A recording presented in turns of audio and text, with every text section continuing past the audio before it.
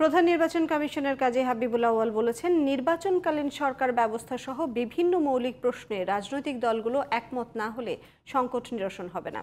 আর এজন্য আবারও দলগুলোর মধ্যে সংলাপ ও দূরত্ব কমানোর তাগিদ দিয়েছেন তিনি। সোমবার RFUD টকে অংশ নিয়ে এসব কথা বলেন সিএসি। ইসমাইল হোসেন জুয়েলের রিপোর্ট। নির্বাচন ভবনে reporters forum for election and ডেমোক্রেসির আয়োজনে RFED টকে অংশ নেন প্রধান নির্বাচন কমিশনার কাজী হাবিবুল আউয়াল। দায়িত্ব গ্রহণের পর থেকে বর্তমান কমিশনের নেয়া বিভিন্ন উদ্যোগের পাশাপাশি নানামুখী চ্যালেঞ্জের কথা তুলে ধরেন সিইসি। 1% সমর্থনের যে একটা জটিল বিষয় ছিল, সেটাকে আমরা স্থানীয় সরকার নির্বাচনের থেকে তুলে নিয়েছি। আগামীতে হয়তো আমরা জাতীয় সংসদ নির্বাচনেও সেটা তুলে নেওয়ার প্রস্তাব সরকারের কাছে করব। দ্বাদশ জাতীয় নির্বাচন এবং সদ্য সমাপ্ত উপজেলা নির্বাচন সহ বিভিন্ন ইস্যুতে প্রশ্নের জবাব দেন প্রধান নির্বাচন কমিশনার।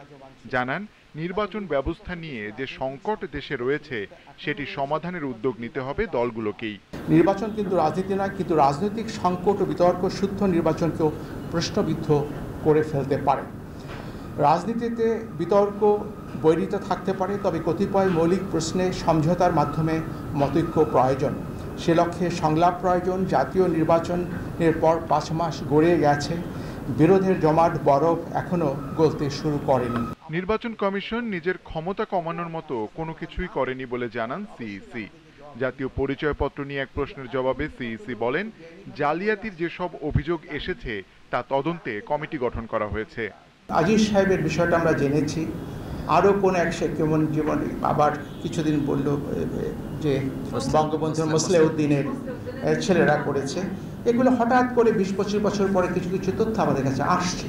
হারিস চৌধুরীটাও বোধহয় করেছিলেন, এগুলো আসছে। কিন্তু একটা জিনিসে যদি 99.9% লোক এটা সুবিধা পেয়ে থাকে, 1% লোক এর অপব্যবহার করেছে, তাদেরকে আইনের আওতায় আনতে হবে। আমরা সিস্টেমটাকে বর্জন করতে পারবো না। জনগণের ক্ষমতায়নে নির্বাচন ব্যবস্থা সবচেয়ে গুরুত্বপূর্ণ উল্লেখ করে এ বিষয়ে সবার ঐকমত্যে পৌঁছানো উচিত বলেও জানান প্রধান নির্বাচন কমিশনার। সিভিল সার্ভিসকে পলিটিসাইজেশনের ঊর্ধ্বে থাকতে হবে। ওদেরকে নিরপেক্ষ পাবলিক সার্ভেন্ট হিসেবে দায়িত্ব পালন করতে হবে। ওরা যদি কোনো একটা পন্থী হয়ে যায়, তাহলে কিন্তু সংকট নিরসন একটু কষ্টসাধ্য হবে। Ismail Hossain Jewel, GTV news, Dhaka.